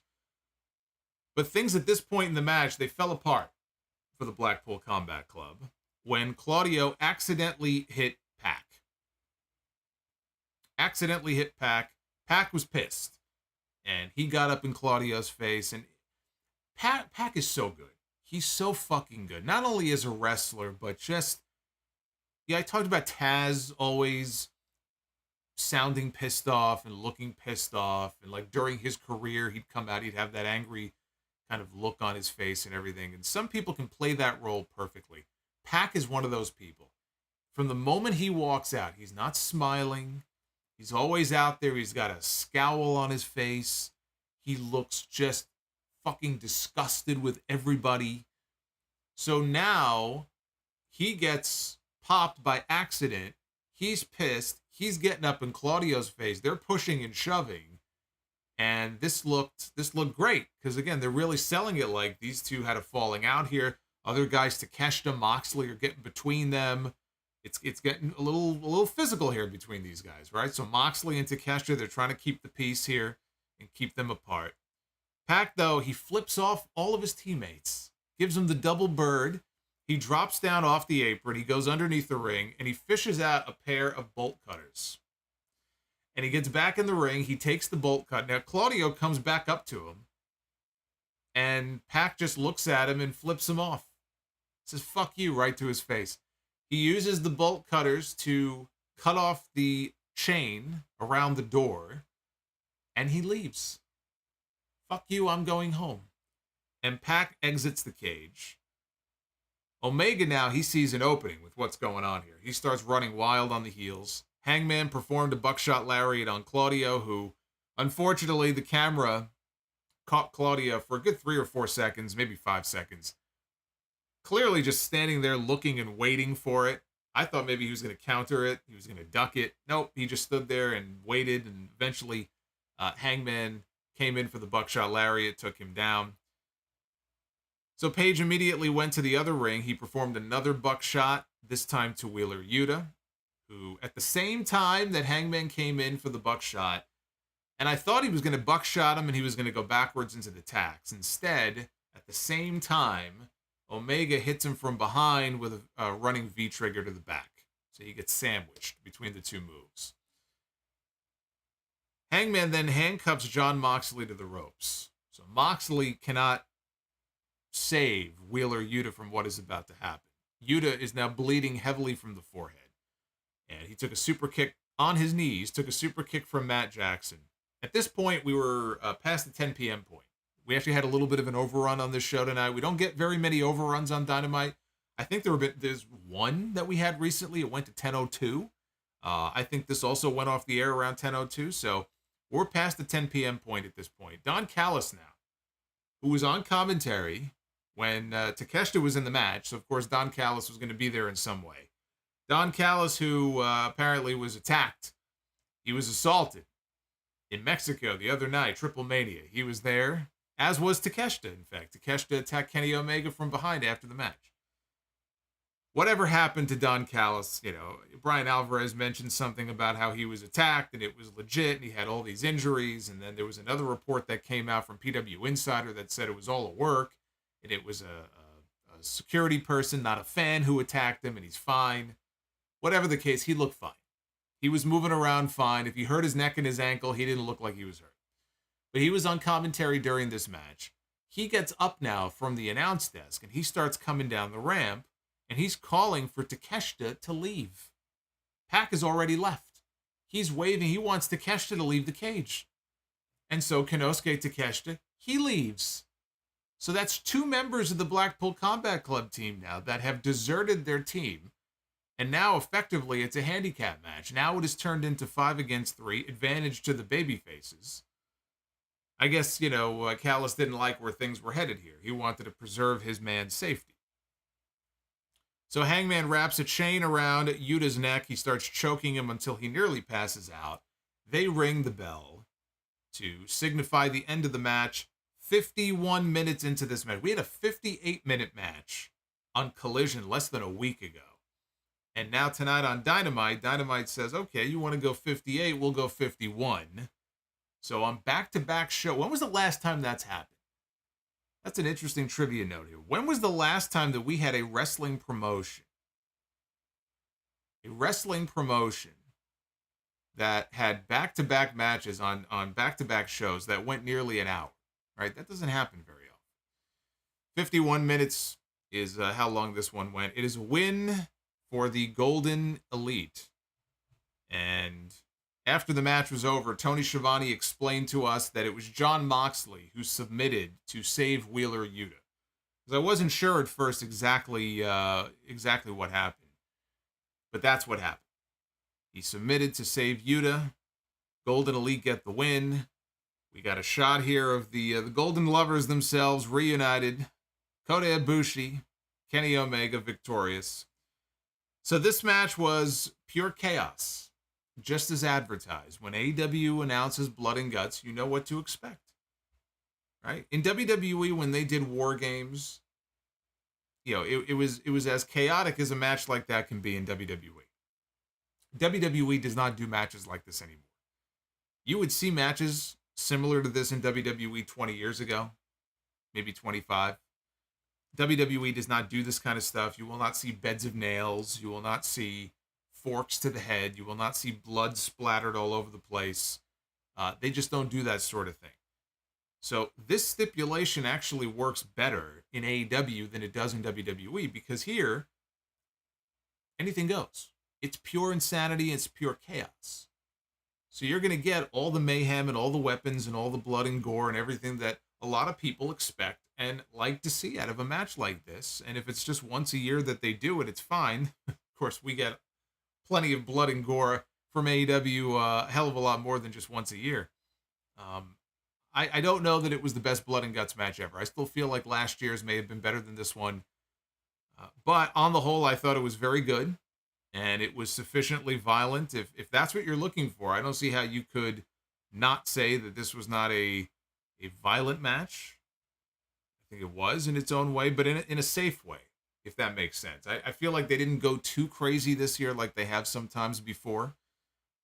And, the fact that nobody got, bumped off the top of the cage or just some kind of insanely dangerous stuff. I mean, look, everything they were doing was dangerous. I'm not saying it wasn't. You got thumbtacks everywhere. You got all kinds of weapons. But it was controlled chaos is what this match felt like to me. And the Boston crowd was hot from start to finish, really for the entire show. But from the opening bell of this match to the very end, and the big Ibushi debut when he came out, they were hot for everything in this match. And that really helped a lot too. I thought that having two men walk out at the very end on the heel side was kind of lame. Having two men walk out back to back the way they did with with Pac. That would have been something. Oh, that would have been something if Punk got his wish. Remember, Punk supposedly offered to take one of the spots on the heel side of Blood and Guts if they couldn't come up with somebody. Boy, that would have been something, wouldn't it? But having two guys walk out at the same time, I thought was a little bit lame. Now for Pac, it fits his character though to a T. And if they would have left it alone with just him walking out, I would have said, man, that's perfect. It's like Bad News Brown. I think a couple of years in a row walked out on his Survivor Series teams all those years ago, in the early years of the Survivor Series. But like it fit because he didn't have friends. Bad News Allen, he didn't have friends. He didn't like you. He wasn't there to be friends with you. So it kind of fit his character. Same thing with Pac here. And so I like that. But then with Takeshita, I wouldn't have done that. I get Don Callis wanting to get his guy out of there because he's a little worried what might happen. Because now it's a handicap match. It's 5-on-4. So it's like, all right, get out of there before something bad happens to you. So that, it does make sense for them to explain it that way. I get it. I just wouldn't have had two guys walk out, though, back-to-back like that. Question is, what happens with Pac now? My fear is that he goes back into hibernation. It feels like every time this guy comes back, he's back for a few weeks and he disappears. Or there's some kind of visa issue or an injury issue or something happens and we don't see him anymore. Pac is great. I want to see more of him on TV. They're heading into Wembley Stadium. He absolutely should be on that show in some kind of a singles match, preferably. I don't know if it would be against Claudio, if there's going to be an ongoing issue now where, I don't want to say Pac turns babyface, because I don't, if I were them and you wanted to have Pac in a babyface role, I wouldn't change anything about him. If the people want to start cheering for him, it's up to them, but he should definitely have a match on that Wembley show. So I'm curious what happens with him now. It was great to see Kota Ibushi in there. Very happy to see him finally in an AEW ring. I would like to see him do more with the company as well. I don't know if he's interested in signing some kind of an actual deal with them or not, but hopefully it's not the last that we will see. I'm sure it won't be. I'm sure it's not the last we're going to see of him. Kenny Omega, what do you do with him now? We're heading into All In and All Out. If I'm looking ahead, because Omega is one of the biggest stars in the entire company. You've got Punk, you've got Omega. I would even argue they're A1 and 2, right? Put them in whatever order you want. You want to put Kenny first, Punk second, Punk first, Kenny second. It doesn't matter. Punk is obviously the one that Collision is built around. And then as far as Dynamite and the rest of AEW, Kenny Omega would be the biggest star. MJF may be the champion, but Kenny Omega is clearly the biggest star. So what do you do with him heading into your two big shows at the end of next month? We still have to get a singles match between Kenny Omega and Konosuke Takeshita. I want to see that match. You could do that match at Wembley. But what about Omega and Ospreay? Right? There's been talk about they're all knotted up at 1 win apiece so far this year. You do the rubber match at Wembley in Will's backyard, Ospreay Omega 3. That would seem to be an appropriate place to do it. I think that you can do Ospreay Omega at All In, and you can do Omega and Takeshita at All Out. You can do both. Yeah, we sit here and debate which one should they do. Why not both? Why not both? It's like Tommy Dreamer and ECW back in the day with the two women. Which one? I'll take them both. I'm hardcore. Why not do both? So we'll see who ends up where now, because now it's just full bore promotion heading into the Wembley show. And Tony Khan said that the other day. He said, over these next few weeks, we'll start to really kind of flesh out what the all-in card is going to be. But when the show was over, I was very happy with Dynamite tonight. I thought it was a very good show. Fun show. Fun show overall. I thought the Jack Perry stuff was well done. The MJF Adam Cole stuff is just white hot right now. People are loving that. And Blood and Guts was as advertised. If that's the kind of match that you're into, if you like the violence and the chaos and everything, I think AEW gave you what you wanted tonight. So now we have Rampage coming up on Friday. And Rampage is going to have the Royal Rampage, with the winner getting a TNT Championship match at All Out. And the participants shown on screen were Jay Lethal, Jeff Jarrett, Big Bill, the Gates of Agony from Ring of Honor, Swerve Strickland, Brian Cage, Matt Menard, Angelo Parker, Jake Hager, Ethan Page, Matt Sydal, Matt Hardy, Darby Allin, Nick Wayne, The Butcher, The Blade, Commander, and Minoru Suzuki. What a weird mix of people. We go Commander, Minoru Suzuki, Nick Wayne. What a weird mix of people in this match. Chris Statlander defends the TBS title against Marina Shafir, the Acclaimed and Mr. Ass. I'm not calling him by the other name because it's just fucking weird. So I will simply call him Mr. Ass. Take on QT Marshall, Johnny TV, and Aaron Solo. So that's on Friday. Collision on Saturday has the House of Black defending their trios titles against the Acclaimed and Billy Gunn. And Dynamite next week, so far the only match announced, Orange Cassidy is going to be defending the international title against AR Fox. That was the request of Darby Allin, granted by Orange Cassidy. Here's the Twitter poll. 79% thumbs up, 20.7% thumbs down, with over 1,300 votes and counting so far. In for Blood and Guts tonight. What did you think of the show? I'm sure my comments are going to be much interesting later. Much interest in going through my comments and seeing what people are saying. Because even in the few minutes before I went live, I was just quickly checking some of the initial responses.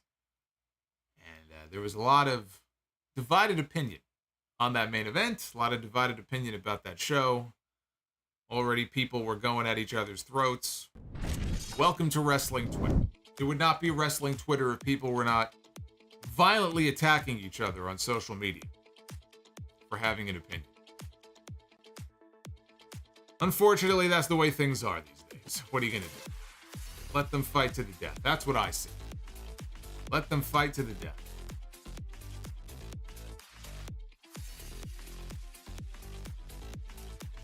Let's start out here with Lady Fire Panda. I want to know what you guys thought of Blood and Guts tonight, so get those comments and questions on in, and we will be doing Be the Booker later because we did break the goal, so thank you.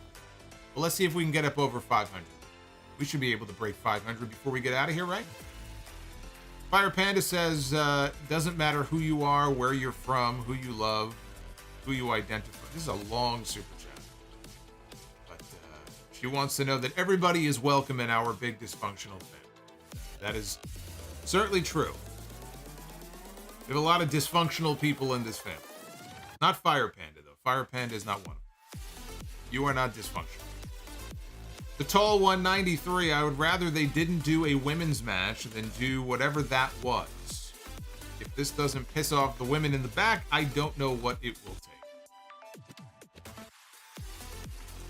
Well, I think they just knew they were going an hour with Blood and Guts, and so instead of doing no women's matches, they wanted to take one of their stars of the division and put some shine back on her because of the way she lost in the Owen Hart tournament. I think that's really all that was. Mr. Notorious Chico, 86, $10 super chat. 2 questions. If Kenny Omega and the Young Bucks come to WWE next year, who would you book them to face at WrestleMania? And who had the better career, Dolph Ziggler or Curt Hennig?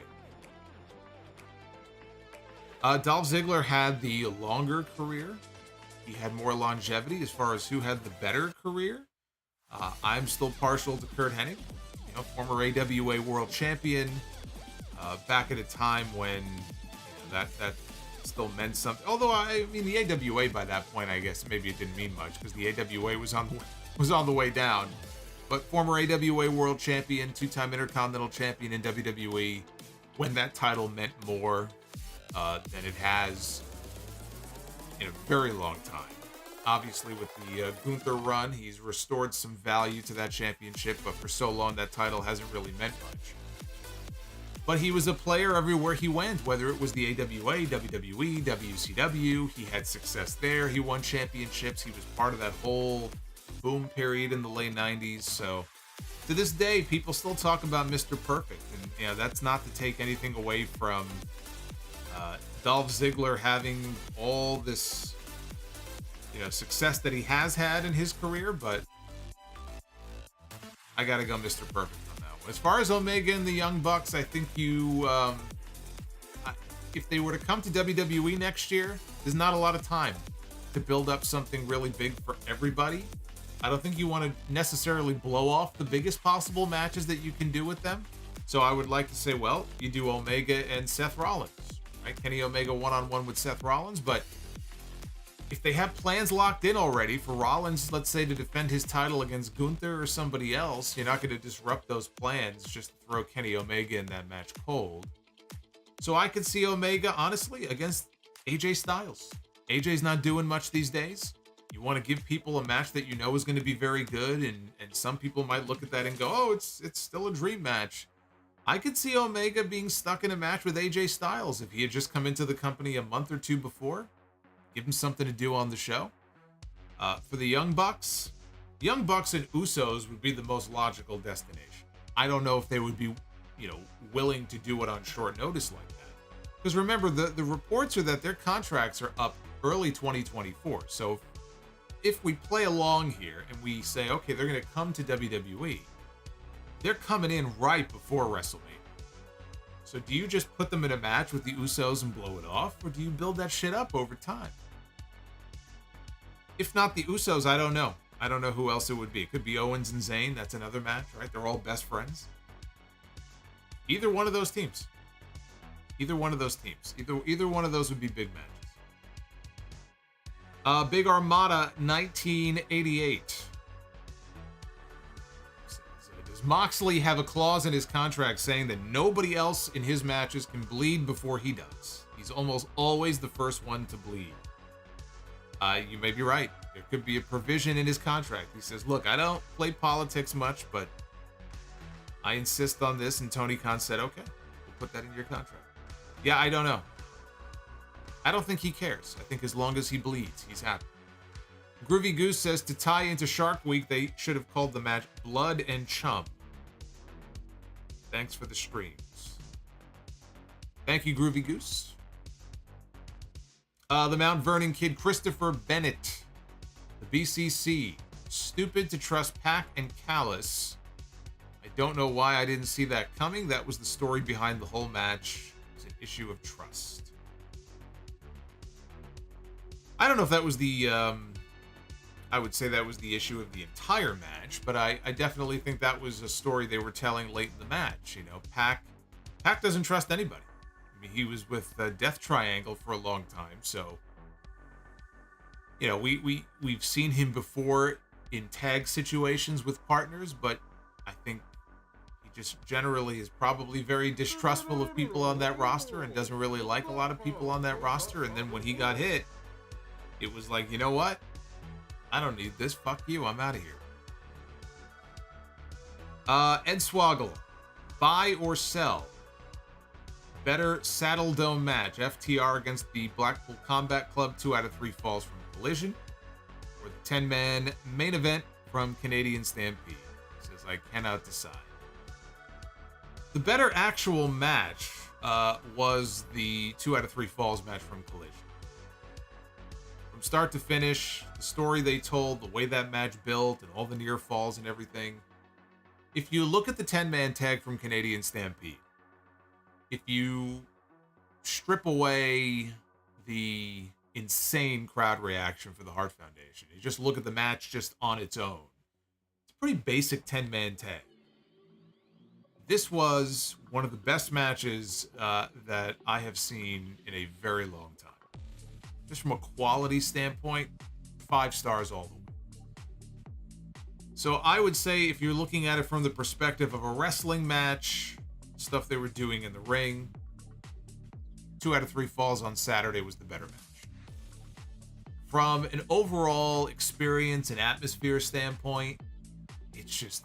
And the atmosphere was great on Saturday. I'm not saying it wasn't. They had a hot crowd in that building.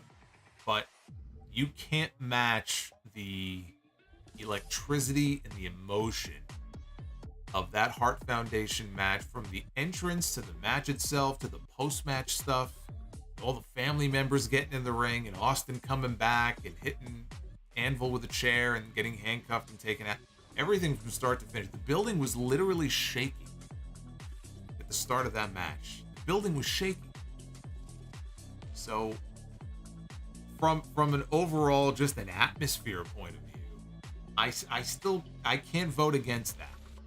But if I'm going to sit down and I'm going to watch the match and just judge it objectively as a wrestling match, the 58 minutes we got on Saturday was just a much better wrestling match. It's the best way I can describe it. Roberto Bennett, after that Bloodline War Games match, this Blood and Guts is just whatever. 2 very different matches. Both were story driven. I mean, there was a story going on here. There were a few different stories. I don't want to say there were no stories in this match, but again, this was a much more violent match. It just boils down to, what are you interested in the most? Do you not like the blood and the gore and you just care about story? Because if so, then the Survivor Series match was for you. If you want your Blood and Guts or War Games matches to have blood and violence and weapons and just pure insanity, you got that tonight. That War Games didn't have that. That War Games match did not have what we saw here tonight. It's a matter of personal taste. I like both matches. I'm not big into the really hardcore, ultra-violent type stuff. I don't need, buckets and buckets of blood to enjoy my wrestling. Some people love that shit. I don't always really have a great fondness for it. But I did think the match tonight was very good. It's just 2 different matches. It really just depends on your personal taste, which one you like more. Yes, nail. This one had nails. Come on, man. If you want a bed of nails in your matches, then you're in luck. You got that tonight. Jacob Donnelly with the 10 spot was at the show live tonight, and the arena popped for MJF and Adam Cole at Kowloon. A Massachusetts staple, best Chinese you'll ever have. That's why I am so interested. One day I want to make my way over there one day. I have no reason to go to Massachusetts right now, but if I ever do, I will definitely be going to Kowloon. Downbed says, going to Collision this week. I will let you know my thoughts live. Please do. You can hit me up on Twitter. Let me know how the show is. Bobby's World with the $20 super chat. Hey, Bobby's World, thank you. At the end of the Bloodline story, if Afa and Sika came out and said to Roman, you were never the tribal chief, the only reason we gave you the Ulafala is because you threatened us, I think that would be a cool twist. Yeah, we're not getting Afa and Sika. Afa and Sika are getting up there in years. They had talked about bringing them in before, and I think one of them got sick, so they ended up not doing it. I don't see that happening. Solomonster meet and greet at Kowloon. I don't know how many people would actually be there. If there's no wrestling show in the area at the time, how many people would actually be in the area to come out to a Chinese restaurant to hang out? See, if I go to the restaurant, though, I don't want to be sitting there just shaking hands the entire time. I want to enjoy the food. I'm going to go all the way over there. I want to enjoy the Chinese food. I don't want to be meeting and greeting when I'm supposed to be enjoying the food. Dylan Hensley, we had a hardcore class today, and I took my first chair shot. I was surprised to find out that the chairs were not gimmicked. It stung a little, but it's all about how you swing it, flat on flat. Well, as long as it didn't hit you in the head with it. Yeah, I mean, I've heard them talk about how the upper part of the back, I think between the shoulder blades, is probably the safest place to lay those chair shots in. But yeah, that shit, I'm sure that shit hurts. You get hit in the back with a chair, I don't care what part of the body it is. You get hit hard enough, it's gonna hurt. Down Bad, thank you for that $100 super chat from earlier. Again, he says he listens every day. Keep up the great work. I will do so. Thank you very much. Rizzo, Commissioner Solomonster, how are we coming with my idea of booking me and Mandy Rose in a love angle at House of Glory? I think that is $1 million idea. You keep talking like that, I may have to put a restraining order out on you. You'll be barred from the building. You won't be able to come within 50 feet of the venue. I have the power to do that. Bender McSimpson, fun show tonight. I love the blood and guts matches. I have not seen Kota wrestle in years, but it looked like he was stuck in quicksand the whole match. Well, probably he got in there and he looked around and saw thumbtacks and he saw broken shards of glass and he said, wait a minute, this is not New Japan, where am I? I just came back from 2 years on the shelf. I'm trying not to get hurt here. Again, he hasn't wrestled very often. He wrestled 2 matches. How many months ago was that? He's got to get more reps, I think, to get used to being back in the ring. He just hasn't been working. Zachariah with the $49.99. Tony Khan needs to make blood and guts pay-per-view only, or is there a way he can get the final hour commercial free? Still cannot deal with the picture-in-picture breaks, but the match was 8 out of 10. Did you see Ibushi turn into Jeff Hardy while Omega was getting stomped into the nails? Yes, I did. I even mentioned that earlier.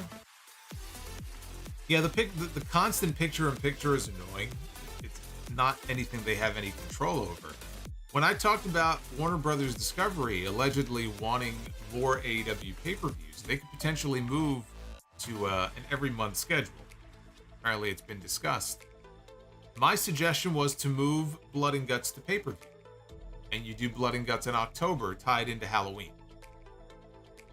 I agree. I think Blood and Guts, it's a nice gimmick. Pop a TV rating. Be very interested to see how much higher, if at all, the rating is when it comes in tomorrow. If the rating is not higher than last week, that's very bad. So I get using it as a TV gimmick. Maybe that's what Warner Brothers Discovery wants. Maybe they don't want it as a pay-per-view. But I would just make it a pay-per-view in October. If they're going to go to a schedule of more pay-per-views, Blood and Guts should be its own pay-per-view in October. Can't do Halloween Havoc, you do Blood and Guts. Red Emissary of Darkness. Can we do a Blood and Guts version of Be the Booker tonight? Maybe. What do you guys think? Should we book a Blood and Guts match, 5-on-5, and Be the Booker for the men? What do you think? Nick Grasso, after the way Blood and Guts ended, do you think Pac will join Don Callis' family? And does Jericho join, or does the JAS turn on him and they join Don Callis? I don't think they join Don Callis. I think that Pac joining the Callis family is interesting. And also probably would get him on TV more often. So I'd be okay with that. As far as what does Jericho do, I think in the end Jericho is not going to join. I don't think Jericho is going to join. They're teasing it. They want to make you think he is, but in the end he won't. Zachariah says, would it be good or bad if Jack Perry dropped the FTW title in the trash can? And did Tony Khan miss the moment for Anna Jay to join? She has nothing going on.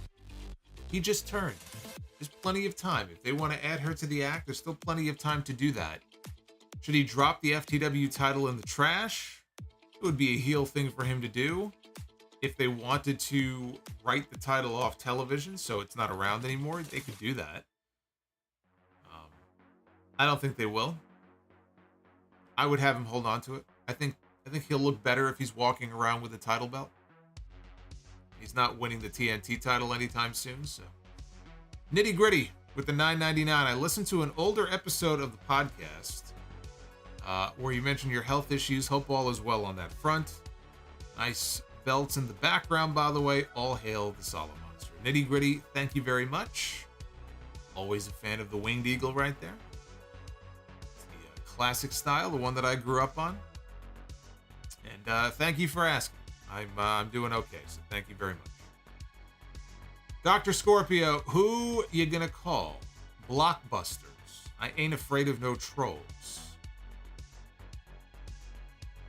Dr. Scorpio got into his parents' liquor cabinet again. Looks like he hit the good stuff tonight. Bender McSimpson, I think MJF is the modern Kurt Angle. Great in the ring and on the microphone. Tons of charisma. He can be serious or comedic, great heels or baby faces.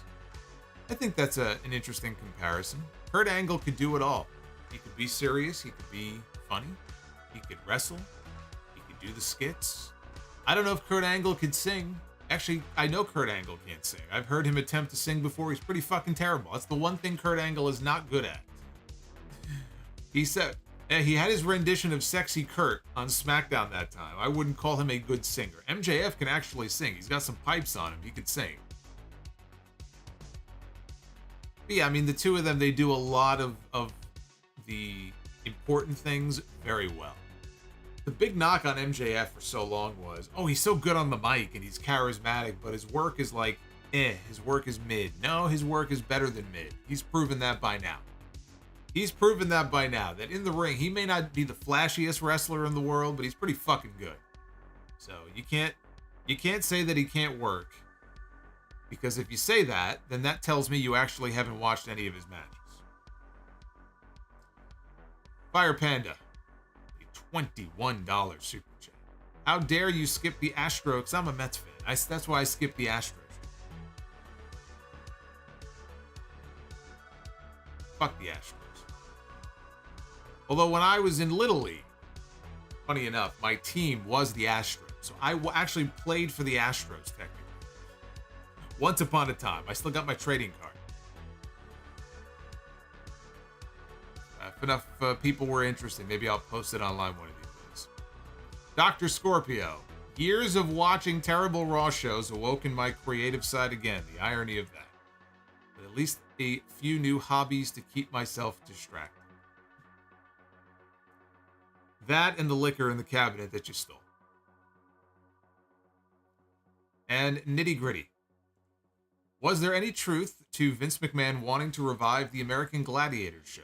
Former Gladiator Ice said on her podcast this was actually planned.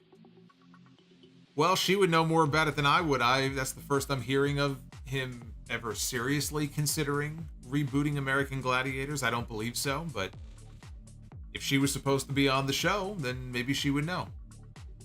I have not heard that. Actually, I know there were 2 American Gladiator documentaries that just came out. There was the ESPN 30 for 30, and there's a multi-part or multi-episode documentary series on Netflix. I want to watch the Netflix one. I haven't seen either one of them yet, but I've heard good things about the Netflix one.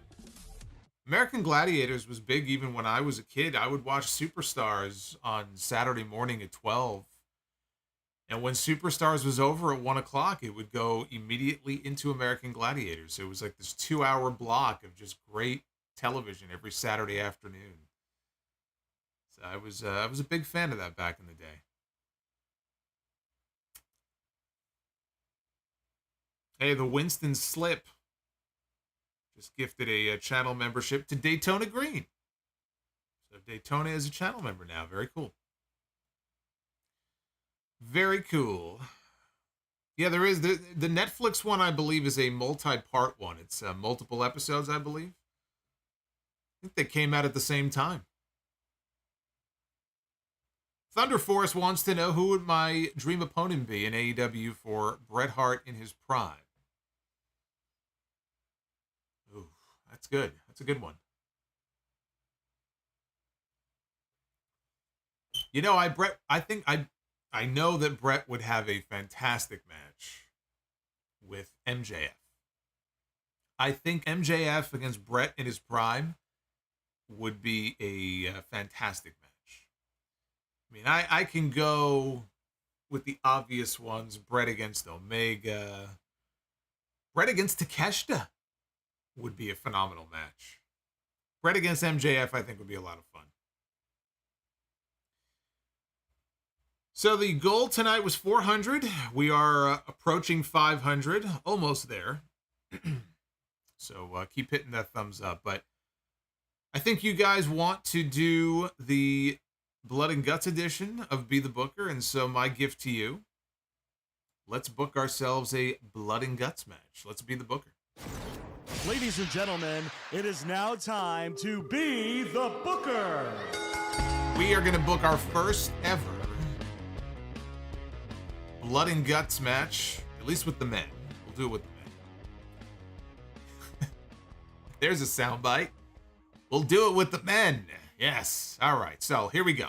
Here's what we're going to do. We are going to pick 10 people in total. 5 on one side. That'll be the first 5. And then the next 5 will be the opponents. And we'll call it Blood and Guts. And we'll see what kind of match we can put together. This is going to be very interesting, considering some of the options that are in here. I want to see what these teams are going to look like. This is going to be most interesting. So let's go with, we'll call this, I was going to say we'll call this the babyface side, but I guess we'll just pick them and see who comes up here. We begin, look at this. How's this for a Blood and Guts match? Boombox Brock. Boombox Brock Lesnar is in Blood and Guts. And Boombox Brock is going to be teaming with Bully the Clown. So we have Boombox Brock. We have Bully the Clown. Look at him. Look at him. He's so cute with that red nose. We got Brock. We got Bully. We've got Chris Jericho. He's been in a couple of Blood and Guts matches before. You better keep Jericho apart from Brock. I don't know. Jericho may try to bite his nose off like he did that one time. Chris Jericho, Bully the Clown, and Boombox Brock Lesnar. What a team this is. I'm not even done yet. This is an incredible team. Number 4, Stone Cold Steve Austin. Look at this fucking team. Brock Lesnar, Chris Jericho, Stone Cold Steve Austin, Bully the Clown, and rounding out the team is the Undertaker. Not only the Undertaker, Purple Glove Undertaker. Look at this team. Stone Cold, the Undertaker, Brock Lesnar, and Bully the Clown. And Chris Jericho. I almost forgot about Chris Jericho. It's going to be hard to beat that team. That's going to be a tough team to beat. This team, I think this team's already won. I agree. I think this is over. This is over. How do you beat that? Well, let's try. Here we go. On the opposing side, we have Oma. Oh my God. This match is over. This match is already over. Omos is on the opposing team.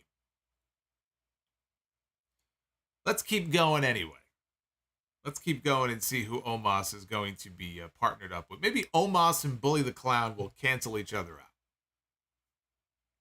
Let's go on and see. Omos, Jerry the King Lawler. Oh boy. Oh boy. Austin Theory. This team sucks. This team fucking sucks. Sheamus. All right, that's a little bit better. That's a little bit better. Omos, Jerry Lawler, Austin Theory, Sheamus, and rounding out the team, is Logan Paul. What a fucking terrible team. That is awful. So congratulations to Stone Cold Steve Austin, Undertaker, Chris Jericho, Brock Lesnar, and Bully the Clown. Talk about a lopsided win. That wasn't even close. But there you go. Your first ever blood and guts match right here on the Sound Off. Yeah, that team is hot garbage. Hot. Hot, I say. All right, let's see. We got Luna Vachon. All right, here we go. Luna Vachon on the women's Be the Booker going to go one-on-one with Awesome Kong.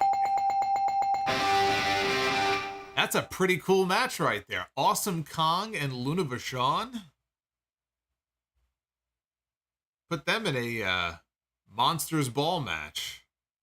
Got a hell of a match right there. There you go. Awesome Kong and Luna Vachon. That's pretty cool. And let's try the tag teams. We begin with the Authors of Pain. Akam and who's the other one? I can't read that name. I forgot the other ones now. I was going to say Razor and Toka. Oh, I have Secret of the Ooze on the brain for some reason. I said Authors of Pain. I was this close to saying Reza and Toka. I think it's Akam and Razar, right? I think those were their names. All right, so Authors of Pain. I could see where this is headed right here. The Authors of Pain are going to be stepping into the ring against Randy Orton and Matt Riddle, RK Bro.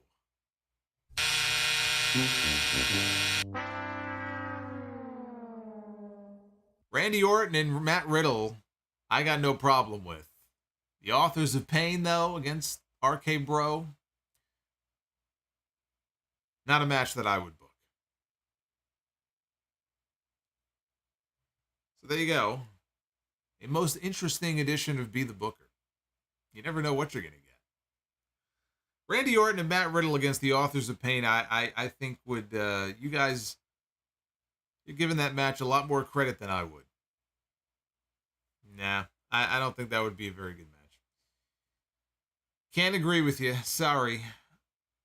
Lady Fire Panda dropping a $3 super chat. Solomonster is an Astros fan. Solomonster single-handedly led the Astros to a championship. And I did it without cheating. No banging on any trash cans here. JanSport Book Bags. Buy or sell MJF in 2022 and 2023 or Triple H in 2000 and 2001. Triple H in 2000 and 2001. That was Triple H at his best. 2000 and 2001. So I buy on Triple H, sell on MJF. MJF is great, but that was Triple H at his best.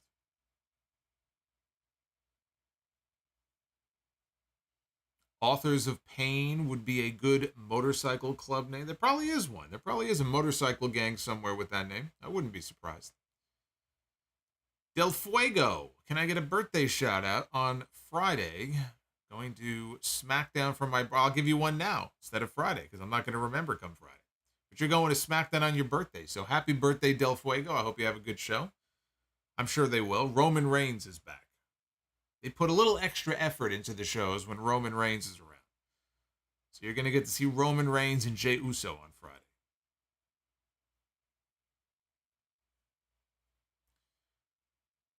Devin from NJ, 2000 with a $4.99 super chat. My dad thinks it's weird the WWE is revisiting the Roman and Jey Uso feud, being that it's going to end the same way as before. What are your thoughts? It will likely end the way it ended before. We don't know that for sure. Fairly certain that Roman Reigns is not losing to Jey Uso at SummerSlam. I don't think it's weird at all. It's a totally different Jey Uso now. You know, his story has now come all the way around here to where it is. At the beginning, he was very meek, timid, and manipulated by Roman Reigns. And now he has broken free of that. He's his own man now, full-on babyface, much bigger star than he was 3 years ago.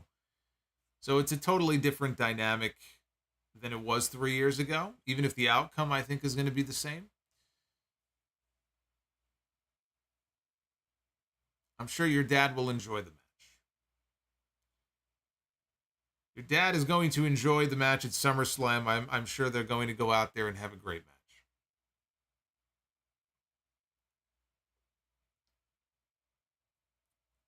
Jimmy is going to turn. I don't know what sense that would make. Then you get Jimmy against Jay. Does anybody want to see that? How many people want to see Jimmy against Jay?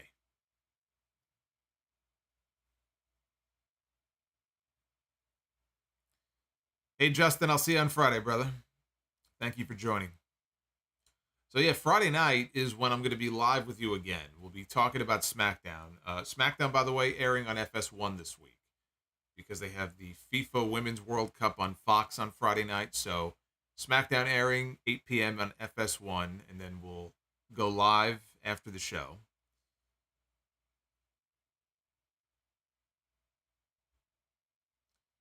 Yeah, I mean, Jansport, you'll probably get Roman in Solo at some point. You will get Roman Reigns against Solo Sikoa. You just got to be patient.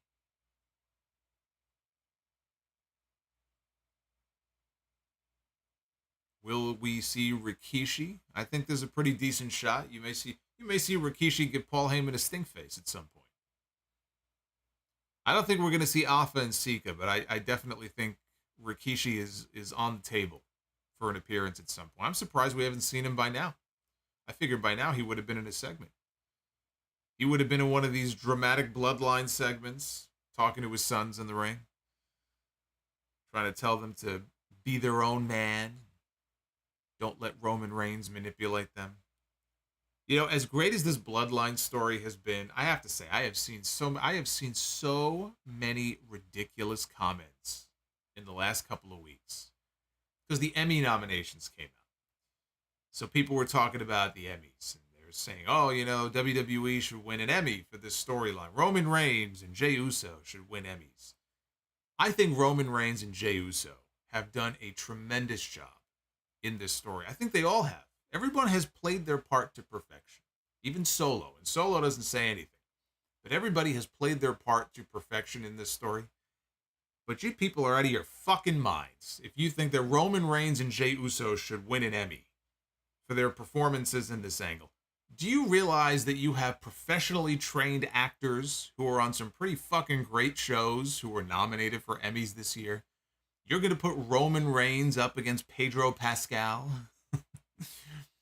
Roman Reigns has done a great job. Roman Reigns is not winning an Emmy Award for the way he low-blowed Jey Uso on television 2 weeks ago, or the way that he snapped at Paul Heyman. Let's not get carried away. I think the problem with wrestling fans many times, they live in their bubble. Wrestling fans are in the wrestling bubble. And it's hard for them sometimes to see outside of the bubble.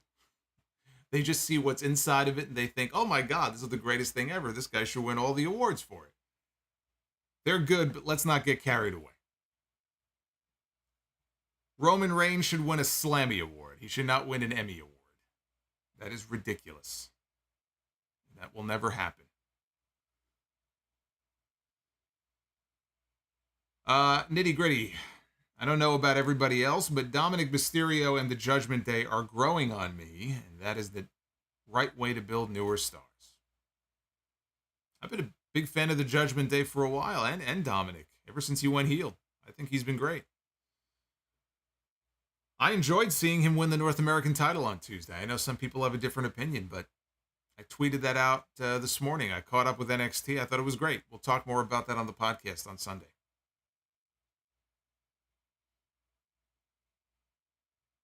Their entire world revolves around. Yeah, I mean, it's true though. I think people they get so wrapped up in it that they forget, you know, that you're talking about people being nominated for awards who are actually, you know, trained actors who are really good at what they do. And there are some really great fucking television shows that are nominated for awards this year. I love The Bloodline, but The Bloodline, they can't hold a candle to the best shows on television. It's apples and oranges. Dr. Scorpio, take a sale sign, smack a B with it. Congrats, you now have Beyonce. Beyonce. What is wrong with you? What is wrong with you tonight? There's something going on with Dr. Square. I'm a little worried about you. You know, on the label for the medication, when the doctor prescribes it, they tell you the proper dosage to take. It's on there for a reason. You go above that dosage, and this is what you end up with here. This is what you end up with. Always follow the instructions on the label.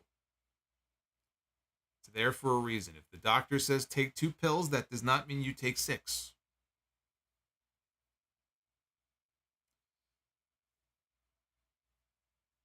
Thank you, guys. We have hit the 2-hour mark. Appreciate you hanging out with me here on a Wednesday. Thank you for all the love. Thank you for all of the super chats. And I'm going to be back with you live again in less than 48 hours on Friday night. We'll talk about SmackDown right back here on the channel. Please do go ahead and hit that like button on your way out. Make sure you subscribe. Make sure you tell other people to subscribe. You've got friends who watch wrestling and maybe they don't know about the sound off. Recommend it. I think they'll enjoy it. Be well, stay safe, and we'll do it all over again for SmackDown. Until then, take care, guys. Blood and guts. Like the sound of that.